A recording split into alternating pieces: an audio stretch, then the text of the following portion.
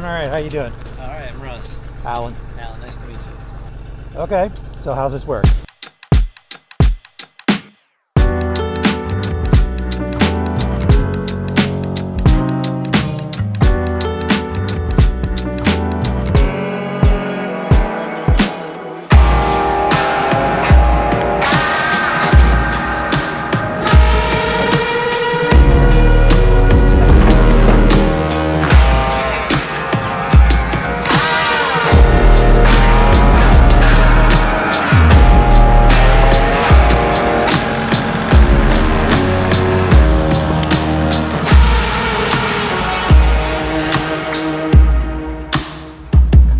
Just so you know what you're starting with, I have never touched a tractor in my life. I was afraid of that, but Never. anyway. No. Not when I was a kid, not when I was an adult, not as an old man. Luckily, this one drives a lot like a car. That's why we got this one. You choose what speed you want to go, and then it's got a pedal for forward and a pedal for reverse. And as long as it's in one of the ranges, you know, when you stop on a hill, it pretty much stops without having to stand on the brakes or anything crazy. It doesn't freewheel when you stop, so which is very helpful. So. All right. So when you're sitting in the cab, you can see, it's hard to see out the other side because of the hoses, but you can see out this side to the front corner. Yep. And usually you just aim it to where it comes in right here at the edge of the bucket. Right. Because then you know it's right over there. Okay. It's the same width every time. So, but yeah, if you just eyeball it right from here to here, you can drive in, and as long as you get this lip under here, you can pick it right up. Okay. And then once it's up, it's got these handles move these pins, and the pin comes out the bottom and locks into the opening. All right. So yeah, if you're first couple of times you use it, before you get the bucket full and everything, you probably should just raise it up and dump it. So if it's not hooked, it falls off empty and doesn't make a mess. Or you can push down on it. Okay, just get in the habit of the first time you hook it, hook it down. Just raise it, lift. And shake it a little bit and see if it falls off or not. All right. Because, when they first came with the electronic ones on the skid loaders. I'm guessing that this is heavy. Yep. It's fairly heavy. So if it flips over the wrong way, it's kind of hard to flip back. Yeah.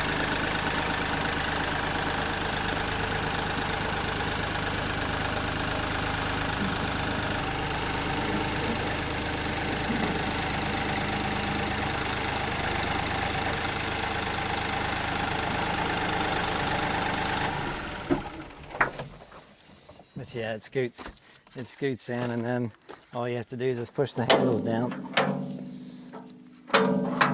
And you can tell, as long as the orange and the black are flush with each other, there's no gap between the two. The pins went where they're supposed to. Okay, so you gotta scooch it in, then flip it up, bring the faceplate so that the back. bottom goes back. Yes. And then lock it in. Yep. Okay. Then it's just the opposite to take it off. You flip the handles to the up position. Just rock the faceplate forward a little bit, put the loader down so it can scoot out and just back up easy while you're doing that. All right. So the actual tractor itself, to start it, you have to have the brake has to be on, which usually the park brake's on. Right. So you have to be in the seat, and the range lever, high, medium, low, has to be in one of the two neutrals. It won't start with the the park is only a pedal, like your brakes is actually what locks it in park. Oh, okay. So yeah, to release it, you just push the brake. You hear it click, it releases. And then to lock it, you just hold the handle up, and that keeps the pedal from coming back. All right. That's all that does. So you just push it, it releases, and then you can drive it around. But when you stop, it's usually just pull up on it and then push the pedal. Okay. Feel it click a couple times. So there's a handle back there. Can't see it, but oh yeah, that's an orange handle like this guy. Okay. It's on the back side. So the blue handle does your tilt wheel. So that allows this to move forward and back some, depending on what you want. You're about as tall as I am, right? So what's comfortable for you? If you're getting in and out of the cab a lot, forward. If you're going to be mowing, you might as well rock it back so you can, all right. So it's close to you when you turn and look around. Okay. That's why it's adjustable. So the other orange handle here That is for linked pedal, which links your movement pedals to the engine. So the more you push the pedal to go faster, the engine winds up accordingly. So, which is good for driving in and out the lane. It's good for using the loader, like if you're moving brush or moving dirt. It's good for that, especially if you're in and out of the cab a lot, because otherwise you have to bring it has a separate throttle for the engine. Okay. Above that just runs the engine above everything else. Okay. So when you're mowing, you'll have to use this and turn this off.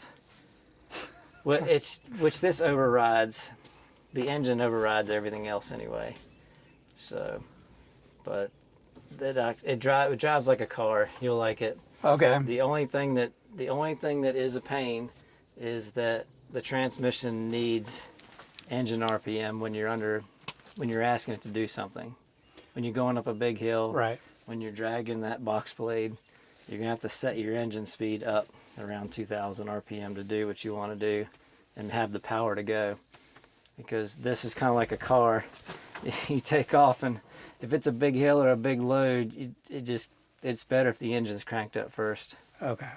So you'll feel it. If it's like, man, I'm pushing this pedal and it just doesn't want to do anything, just stop, crank the throttle up, try it again. And if it really doesn't want to go, make sure it's in low. Okay. So, which that's probably what you'll use most of the time anyway. Right. Is low. The 4-wheel drive is this handle here. And it's got a picture on the front of it with a little tractor. With the box open is 2-wheel drive, with the box closed, it's 4-wheel drive. Okay. So I'd recommend is leaving it in 4-wheel drive. I was just going to ask, why would I want a 2-wheel drive? Right, there's nothing here. If you're going to go out and drive on the pavement a bunch, it's probably easier on the tractor to be in 2-wheel drive. I'm not driving on pavement. But if you're There's here, no pavement here. And the other thing is, there are no brakes on the front axle. All the brakes are in the rear. When it's in 4-wheel drive, they're all tied together. Oh, okay. Because when the rear stops, the front stops. So it's just safer. So if you got something heavy in the bucket in 2-wheel drive and you turn downhill, it's just going to slide your rear wheels in and go. So yeah, for now, I just leave it in 4-wheel drive. Got it. And it's a lot more stable with something on the back. Like if you're moving dirt or anything, I'm sure you'll have either the backhoe on it or that box blade on it. Okay. And you'll notice the tractor will feel completely different with that off. Okay. Either one off. It's any reason not to have either one of those things on? No, other than if you're in a tight spot where you don't have much room to back up and go forward. All right. So for most of the time, any reason not to have that one on? Because most of the time I'm either digging stuff up or I'm moving stuff around. Right. And maybe once or twice I'm going to be making a path with that thing. Yeah, or putting stone back in the driveway. Right. Yeah. Okay. Yeah. No, one of the two would be on. It's going to be the same way. Even with the flail mower, the tractor you'll be able to pick up a lot more and it'll stay planted. Okay. With something big on the back, which you've got 3 choices. Okay. Or some people don't have any when you deliver them, so you're good shape. Okay. So, but yeah, the backhoe it's long. That's the only thing you have to watch is don't back into anything precious with the backhoe. I mean, but your whole place is open, so I don't see that being a problem. It's not tight here. Yeah, I see that. This operates your loader, this handle, and it's got directions here. All right, so just so I'm clear, loader. The loader's on the front. Got it. You got to pretend I'm stupid. It's easier. That's fine. Front loader. So there's a pretty plain Jane diagram here, but there's a pretty good one on the loader as to what the handle does. Okay. So to raise the boom, you pull it back.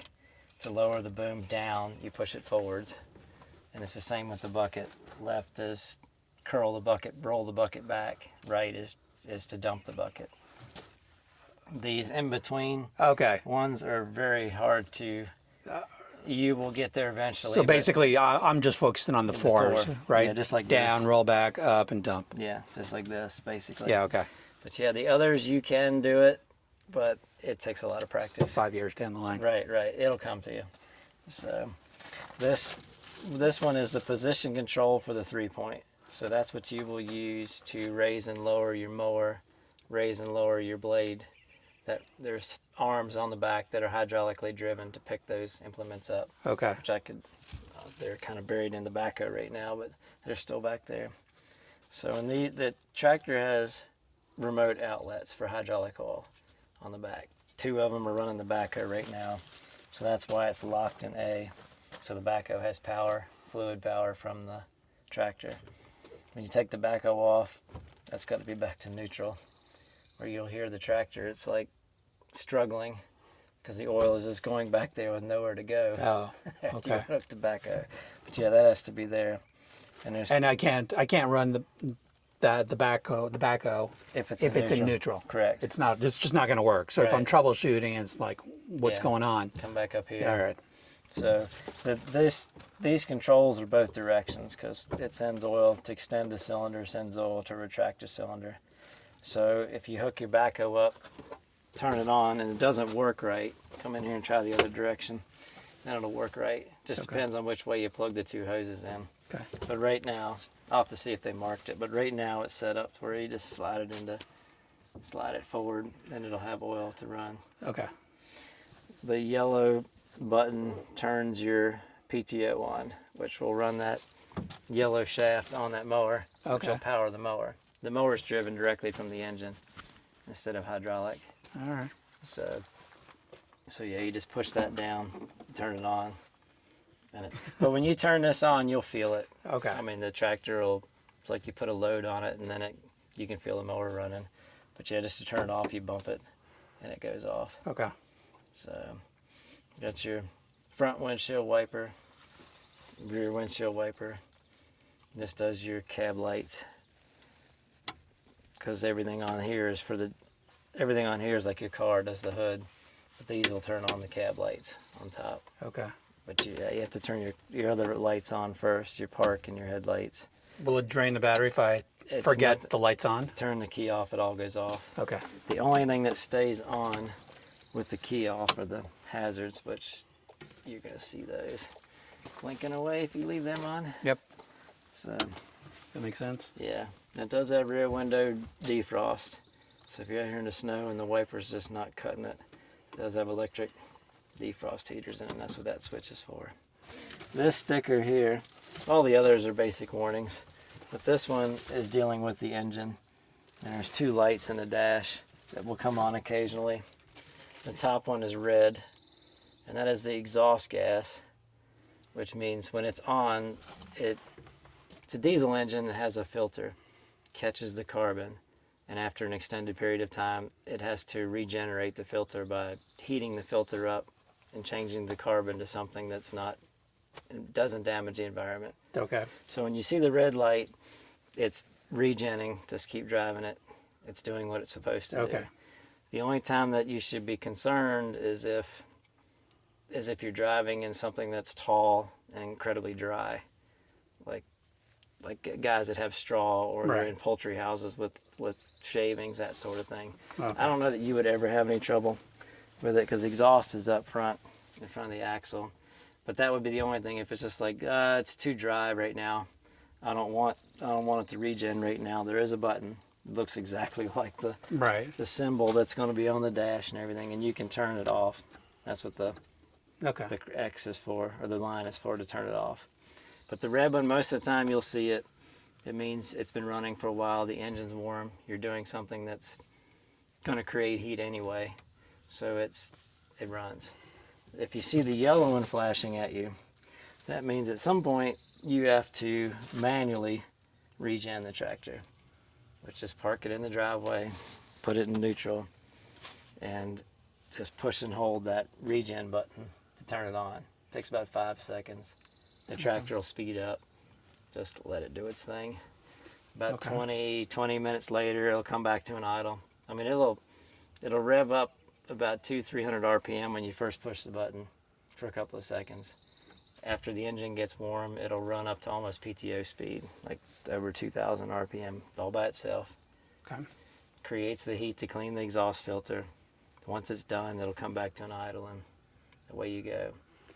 If you use it a good bit with the mower, if you use it a good bit with the engine cranked up above idle, it'll maintain itself. Okay. If all it does is sit and idle, or you start and stop, it's a couple minutes of run time for an extended period of time. It's going to prompt you. Okay. You'll see a yellow light flashing at you. It's in the owner's manual, which unfortunately the description of the owner's manual is not that great. This one's way better on here. Okay. And the first generation of these did not come with a sticker. It was kind of annoying, but at least at least they have this in here now. And if you have a question, just call, because most anybody you talk to at the dealerships had to answer the question about the red light and the yellow light. So, all right. But you probably won't see that for 25 to 40 hours. Somewhere in there is probably when it's gonna. And most of the time, you just see the red lights on. Oh, okay. Right. Tractor's regenerating, and it might smell a little different outside because things are warm, but it's doing what it's supposed to do. The auto and manual is for your PTO, which you don't have anything that you really can use auto on. Manual, it just runs off that knob. Auto, it will turn the PTO off when you raise the 3-point all the way up, which is good for something that's light, has a light inertia load, right, like a tiller. That thing's got a lot of inertia because it's got a lot of blades, so you don't want it cutting on and off while you're mowing. So you just leave that in manual. So this one is for, it's a PTO cruise, which you can set your PTO speed if you want, and it will go back to it. Or you can just use the hand throttle. That's what most people do. Okay. But it's sort of like a cruise. You crank the tractor up to PTO speed, you turn it on, and you set it. And then if you put the throttle back down to idle and you push the button again, it'll automatically crank up to where you set it. Okay, I'm not doing that anytime so, soon. Yeah, I mean, I guess certain things, if you were using it and you got to the end of, like if you're mowing and you got to the end and it took you a bunch of time to turn around, right, it would drop the RPMs for you when you hit the brakes. That's okay, basically what it would do. But most of the time you can just operate That's it with the hand throttle. A little blue lever locks all your movement of the joystick. So if for some reason you can't move the handle, mainly that's for tractors that don't have the loader, so that you don't send oil out the ports where the loader hooks up by mistake. So, but yeah, that little guy locks the handle. Okay, so if I took off the loader, took off the thing in the back, yeah, then I would need. You can lock that, yeah. But I'm never doing that. So. Nah, definitely not. Nobody takes the one off the front. Yeah. Okay. It's just because as soon as you take it off, you're gonna want it back on anyway. Right. So. No. Okay. So yeah, the knob in the middle controls your drop rate on your 3-point. Okay. The arms that will lift, raise, and lower your mower. So if you move the handle and it moves, like the mower moves way too fast, like slams against the ground, you can thread this in. It's just like a water valve. Okay. The further in you thread it, the less fluid goes through it. So when you move the handle, the mower will come down gently. Okay. But if you turn it in too far, it won't move at all because it's like a water valve. It turns off the flow. So. Okay. But you'll see, that big mower is probably the only thing that you'll be like, yeah, it'd be nice if it didn't just go bang every time I went to set it down. Okay. So, the range lever, high, medium, and low. Like I said, you got to start it in neutral, and most everything you're going to do in low and medium. If for some reason you want to toast it down the driveway one day, you can stick it in high, but most of the time it's low and medium. Anything dealing with the ground engaging stuff, pushing dirt with the bucket, it's all low. Pulling the blade, yeah, low, and probably low to mow, because you're gonna have to have the engine cranked up to where it's between the two 540s. Right. I mean, 540 is actually up at 2,400 RPM, so that's probably about where you'll run the mower anyway. So you have plenty of speed to mow. That's fine. So, and you can tell if you're in medium and it's too much of a hill, you push the pedal and it just fusses at you and doesn't move. Yeah. You just stop and put it in low. Okay. So. All right. You got to be stopped to change that? Yes. Okay. Yeah. Yeah, you'll tell right away it won't. And sometimes if it just won't go in, you just push the pedal a little bit. Okay. Just let it come back to neutral and try it again, then it'll drop right in. Because it's just mechanical gears, and when the teeth are facing each other, they will not go in. So you spin it a little bit with that pedal. Yeah, okay. Let it come back to stop, and then it'll slide right in. Got it. So This one is a differential lock. So when you have it in four-wheel drive and you drive through a ditch or something and one of the tires isn't touching much ground, Yep. it's still going to spin. And there you are, stuck. So you stop and you take your heel and push that down. It's spring-loaded. And you just hold pressure on it and then go forward or backwards again. The direction you need to go, it'll lock the two rear wheels together. Because one of the two is going to be on the ground, hopefully at all times. Hopefully. If not, things have gone wrong. Right. So, but yeah, if it's slick, I mean, if you get out at the end of the driveway and you're trying to come up the hill in the snow and it just won't go, it just spins, you just stop, hold that down. You're going to have to hold it and then go again. More than likely it will go. Okay. Because it just makes, the tractor is designed to spin the easiest. Whatever tire has the least amount of traction, that's the one that's going to spin. Oh, okay. Until you push that pedal. Okay. So, and it spring loads off, so you don't have to worry about, because if you leave it, if you keep holding it, it won't steer, because both the rear tires are going the exact same speed, so it wants to go right in a straight line. You'll turn the wheels and it just wants to go straight. So, but more than likely you won't need it, but if there is a point that it's just like, I'm spinning and it's not going anywhere, just stop, hold that down, and more than likely it'll take off and go. There's a couple things under the hood. You can check your engine oil level without opening the hood. It's a little, oh, maybe you do have to open the hood. It's right there underneath, but the hood just opens this way. You pull the handle and up it goes, like a car. But this red guy is your dipstick for your engine oil. Okay. There's a dipstick for your front differential, which you don't really have to check. They tell you to check it at 50 hours. But if you see oil underneath of it, yeah, you might want to check.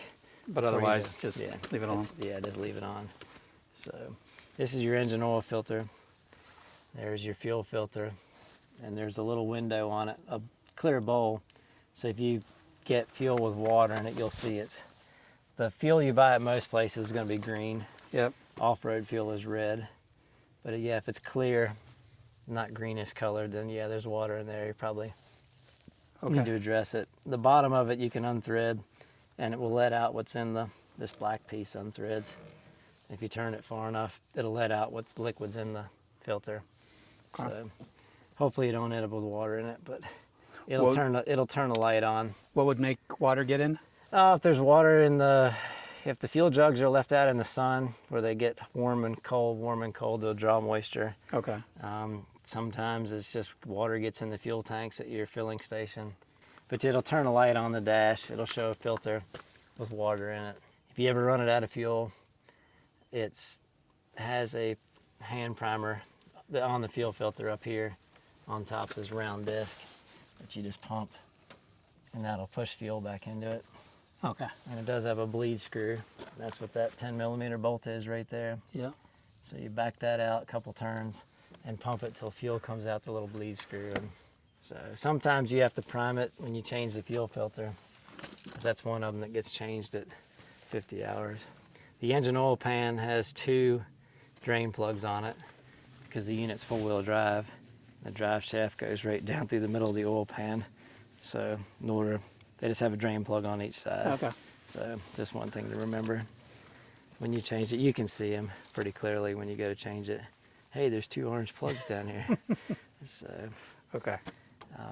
Your air filter is up front, and this nice big housing, which is not bad to get to. So, it does have screens in front of the radiator. There's 2 thumb screws to take out. This thumb screw, that thumb screw, and that screen comes out the side over here. So mainly, you'll have to watch that when you're mowing, because mowing's about the only thing you do that's going to load it up full of stuff. Yeah. Just parts of the grass, seeds, that sort of thing, bugs. And your temperature gauge will go up some. But probably the first thing you'll notice is my air conditioning doesn't want to work as well as it should, because this one does the AC, and you'll open the hood and it'll be covered. I mean, these others that's an oil cooler and then a fuel cooler. But this one's your AC. That's probably the first thing you'll notice. Okay. But yeah, usually a leaf blower takes care of it, and if it gets really bad, you can shut it off, let everything cool, and use a water hose on it. Okay. But yeah, don't don't burn yourself on some of that shiny stuff in there because it gets hot. That's that filter, that battery's up front, which is helpful. If you let it sit long enough, you have to jump it. At least it's not underneath some crazy thing. It's easy to get to. You ever think you'd take the loader off of it? Is there any reason with any of the equipment that I have that I need to take it off? No. Then I never will. Right. I mean, you can run it with the bucket off, because that's what most people do now. Right. So you take the bucket off. So it's not quite as long. You put on one of the other things. Yeah. But that's all. This thing, right. Never take it off. No. Yeah. All right, on to the backhoe. So the backhoe, as long as your remote's turned on in there, it sends fluid through these two hoses, which the remotes have. There's a gray remote in there, and then there's a blue remote. The blue remote doesn't lock, so you really can't use it for this application. You can see the two blue pieces. That's what the other. Oh, okay, back there, controls. Yeah. Okay. So, but yeah, just always plug it into the two gray ones. So. Okay, those ones are gonna be the gray. Yes, yeah. Those couplers they're spring loaded. And there's like a little ring on them that you have to push. Okay. So you push them in, push the coupler in and release it, and it locks it. You just slide the coupler in, it basically pops itself out. Okay. And yeah, you could lose a little bit of oil because that's just how they work. Right. And always make sure that they're free, like you can spin them nice and loose, because that means there's no pressure in anything. And always unhook them with the tractor off.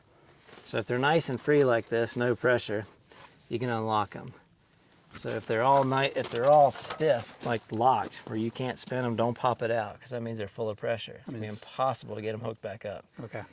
So if they are all stiff, where you know there's pressure in them, you just go in and cycle your handle that's powering those two. Okay. Just go back to the neutral, go the other direction, go back to neutral, come out here and try it again, and the hoses will be free.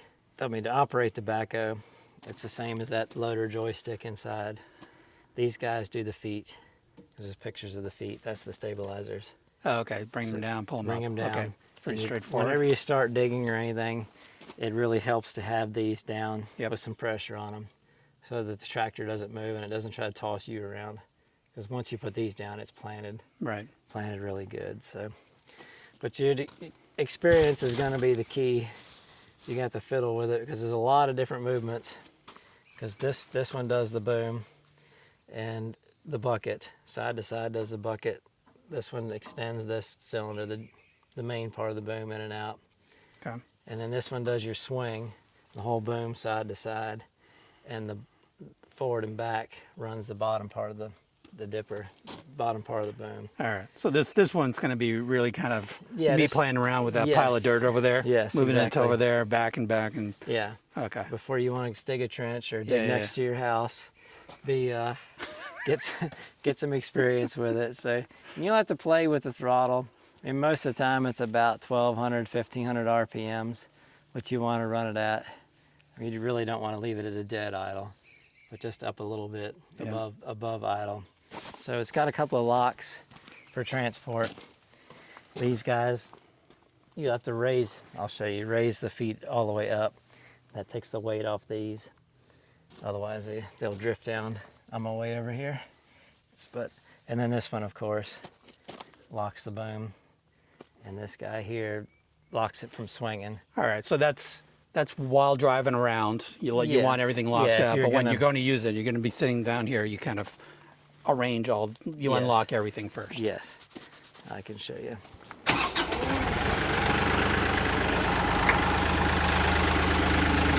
So all you did was turn it on. Yeah, to start it. Make sure your remote's locked in forward. Okay.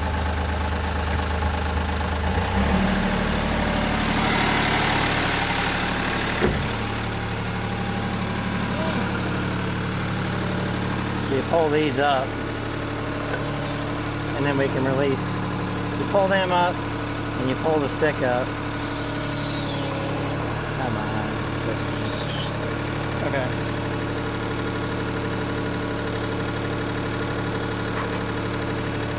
That one's got a holder right here. where it goes. All right. So that one's not as important. This one's important. Otherwise, you're going to be dragging the ground after a while. But once it's up, it just stays out, stays locked. Okay. So. But for these, you have to get out of the seat. Yeah. And everybody rips the bolts off at some point. They forget about them. So you go to use it, you just put these down.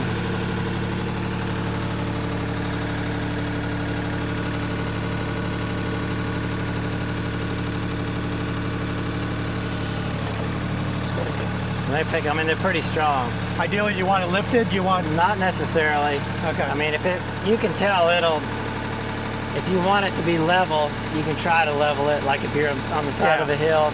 I mean, sometimes it will, sometimes it won't. Okay. But you just want to make sure they're planted good. I mean, it will pick the thing up if you want. Because that's a lot of weight. Yeah, I know.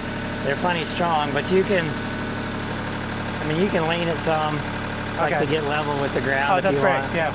So, but the main thing is... Because it's all slope here. Right. The main thing is when you start digging, it doesn't move you. Yeah. Because if it tries to move you, you need to put more pressure on them. So, and then everything else is, like I said, is just gonna, you're just gonna have to feel it out. So it's not bad. All right.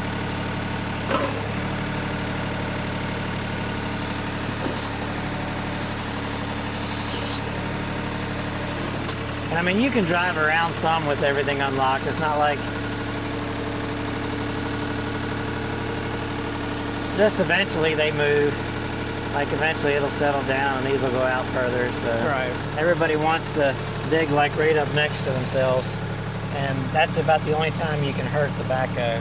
It's like if you're pulling up roots or rocks or anything and you're pushing it all up underneath where you're trying to dig. Yeah. You're better off just getting off, moving forward a couple of feet. Okay. So that the material, that debris doesn't end up getting into your cylinders and everything down here, because all that stuff moves.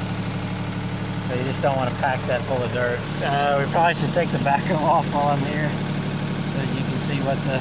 It seems like it'd be more complicated than the front loader. Oh, it is and it isn't. The main thing is you leave the hoses all hooked up so that you can use the boom and the feet to get everything at the right angle, so then you can pull away from it. Okay. And the same thing going back. It's like you back up to it, you get close enough to plug your hoses back in, and then you have all the adjustments with your handles. It's a little different because it's not attached to the tractor, but you can still level, pick the thing up with the feet, and you still raise the front. I mean, it's a big, long subframe that goes up underneath the.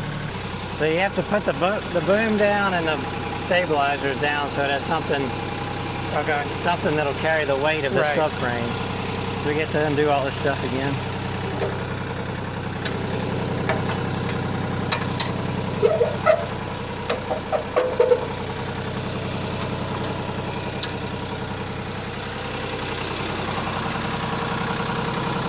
Oh, good. That's cool. They're already loose.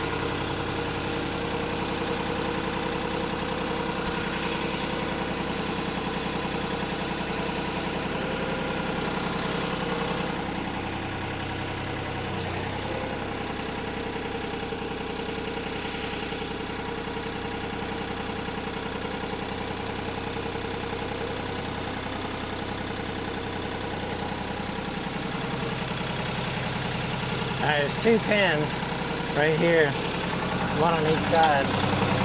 This pin and this pin.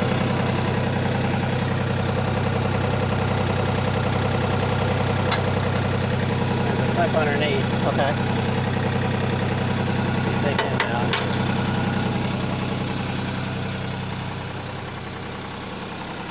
And this is the easy time. This is when everything's clean. Yeah, no kidding.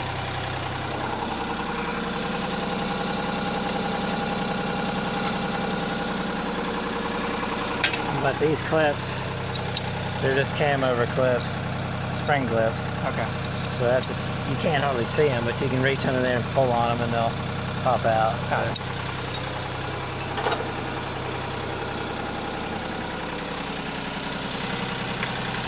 So you have to turn your hydraulics off.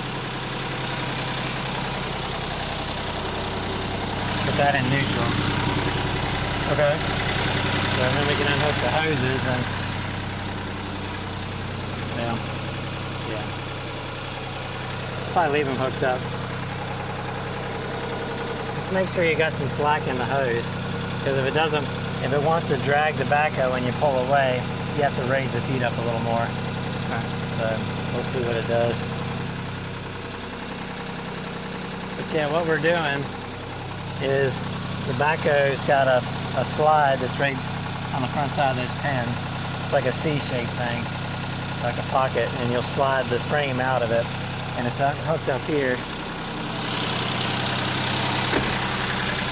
The subframe comes all the way up here. Oh, wow. In that. So this piece will stay with the backhoe. This piece goes with the tractor. Oh wow. Okay. So, yeah, that's why you're allowed to get rough back there, and it doesn't hurt the tractor because it's got a big frame under it. All right.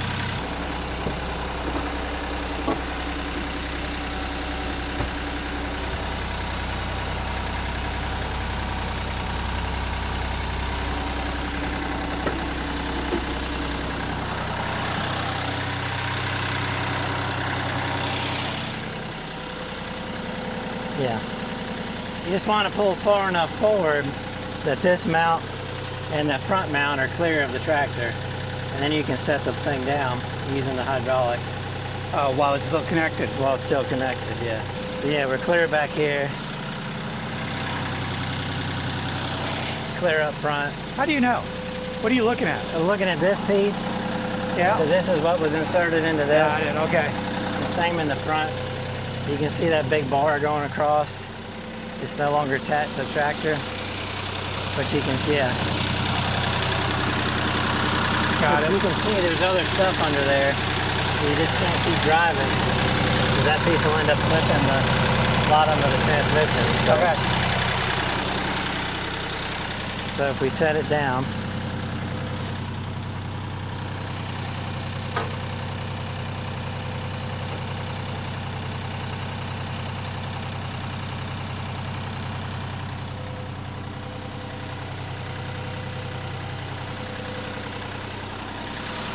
then everything's clear. So we just got to turn the hydraulics off. Right. Yeah, well, you know that. Yeah, you really should turn the tractor off. But yeah, usually if you take the stick and move it both directions, put it back in neutral, you'll be fine back here. Okay. Unhooking your hoses. So.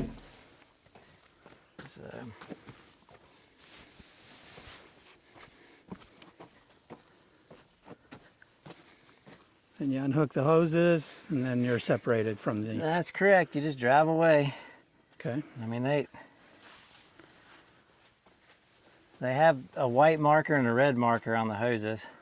So in order for you to use A again inside, you just have to make sure white's on top and red's on the bottom. Are there any other indicators that white's on top? No. Well, that's unfortunate. Yeah. I have some colored wire ties, but I don't know if I have those colors. The put color on everything else. Why not on those things to kind of match them up with those things? I know, that'd be nice. I guess the reason is that if it doesn't work, you just push the handle the other way. But if you're used to putting it in A all the time, I probably have something I can mark it with. All right. So, it does have rubber caps. Okay. So you just have to push those back in. Otherwise, those things end up full of dirt. Right. That can't be good. No, the tractor doesn't like dirt. So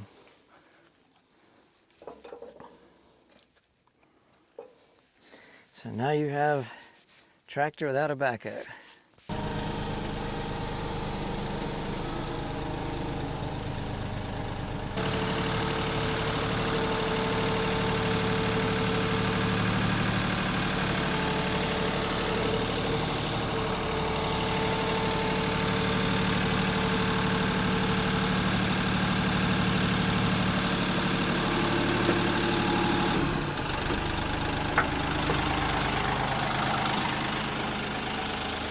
Most of the time this shaft's going to be hanging down lower.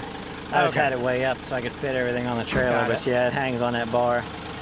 So usually the first thing you do is get that shaft hooked up while you still have room to work. So This bar hooks in a little Z-shaped track. Okay. So it stays out of the way. And this has got the shaft is 6 blinds on this and the tractor. Has a collar to release those balls. And that's what locks it on the shaft. Yeah, okay. The shaft down there, about an inch back, has got grooves in it that the balls will fall into. So you get it started, get it sliding on, release the collar, and then slide it on, you'll feel it snap into place, because you don't want it coming back off. Right. Because then the mower tries to drive the shaft while it's hanging down on the ground. So, but at least this unit, the shaft turns free because there's an overrunning clutch in it. Right. Most things you hook up with this style shaft, it doesn't turn. It's really hard to turn. So you have that going for you. All right. On this. I'll take whatever I can. Yes. So, and does it kind of move forward or? Yeah, this telescopes. Okay. In and out. So, but yeah, you turn it. It'd be good if I could show you. The cover's so tight. And you're really not supposed to mess with PTO shaft with the tractor running, because okay. It's a little toolbox. Yeah. All right, cool. I'll take it. That's right.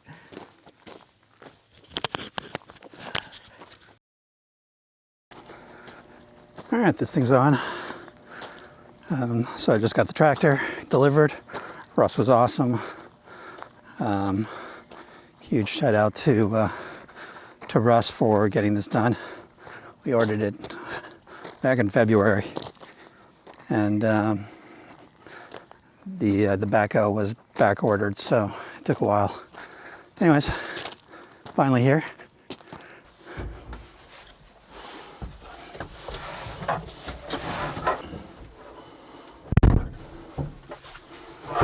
All right, let's see if I remember how to do this. Whew, all right, key.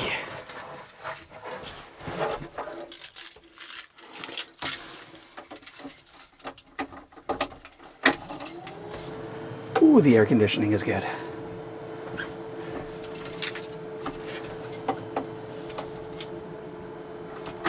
I can't remember how to do this. Figures.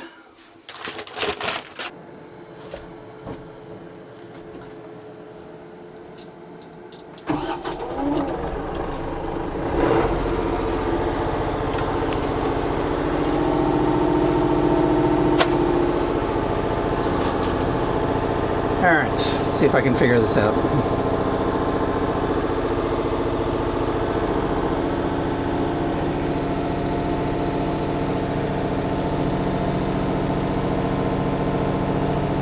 Right.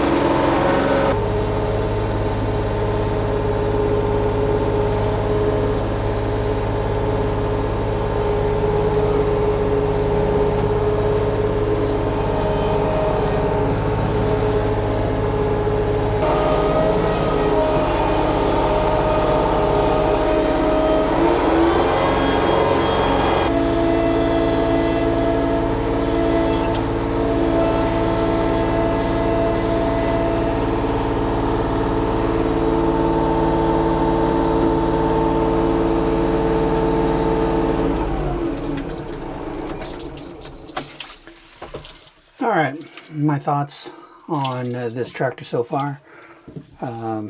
It's beautiful. Drives very well. It's not like a car, but it's not. It drives like a car, but see the pedals, forward, backwards, forward, backwards. Couldn't be any easier. This is braking.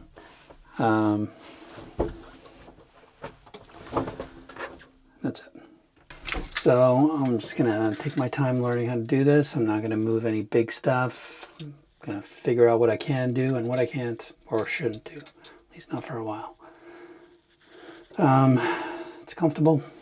I feel protected. I can drive this thing in rain and in snow and in beating sun because it has an air conditioner. I will put the total cost down below, but I think it's about $44,000. That's with all the fancy attachments that we got.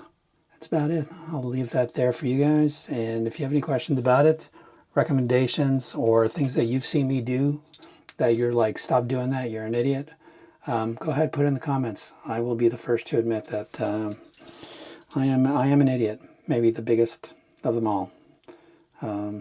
But figure out how to do this, or not. I don't know. Give it a shot. What's the worst that can happen? Anyways, that's it. Bye.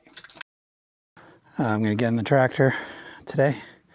I'm learning how to use it. I'm having some issues with the parking brake. It's kind of weird. Also, I need to put this thing on so that I can start working on that path. I'll be doing that way before I start cutting grass, so I got to learn how to do that. So before I can do that, I need to take that bad boy off. Hopefully I paid attention and I'll do this without breaking anything, honestly. We'll see. We'll see how this goes. First things first, I'm going to flip the tractor around so that that part is back over here. And then I can back into that over there and get it. Getting that thing off is no small feat.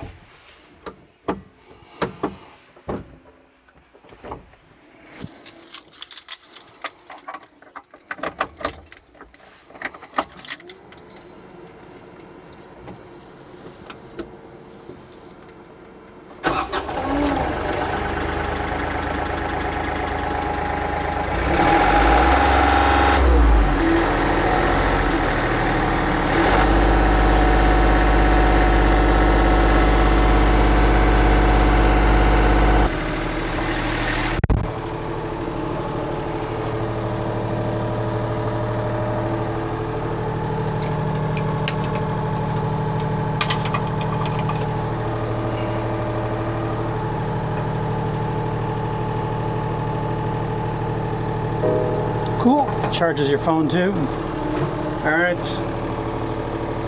let's reverse this bad boy.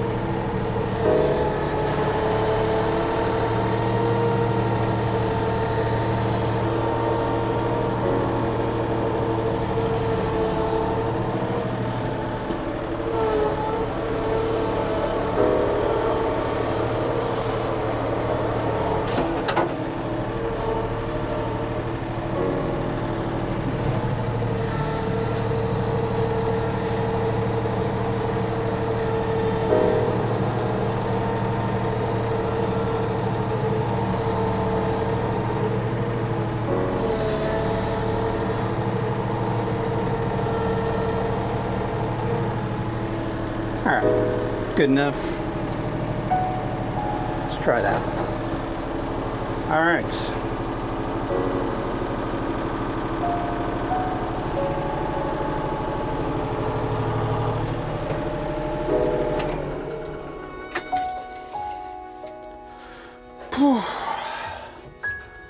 It's nerve-wracking.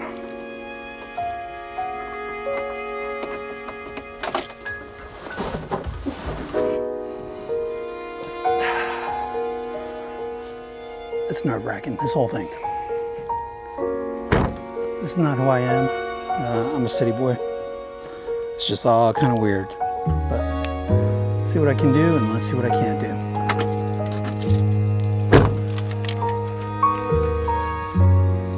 All right, time to go check out the user manual.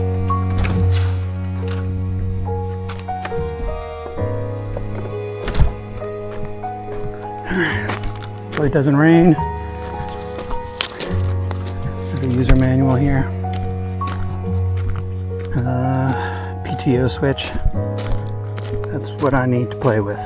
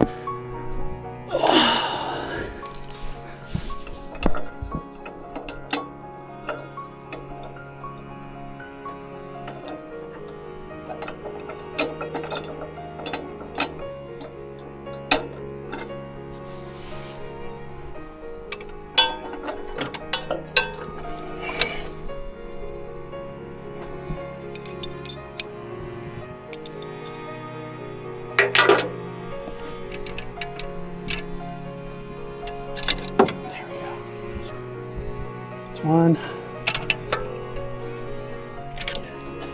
two.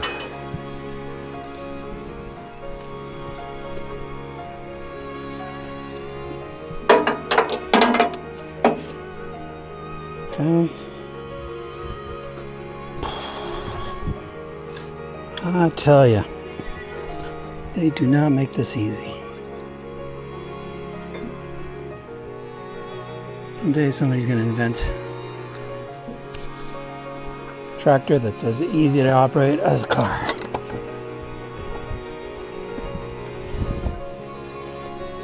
All right, close this up.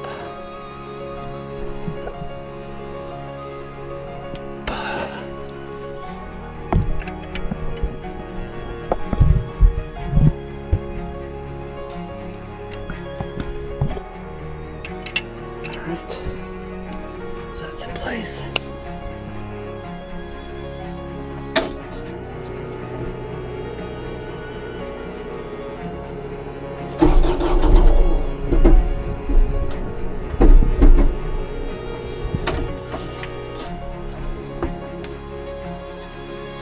ride this, but this safety sensor is there for a reason. In case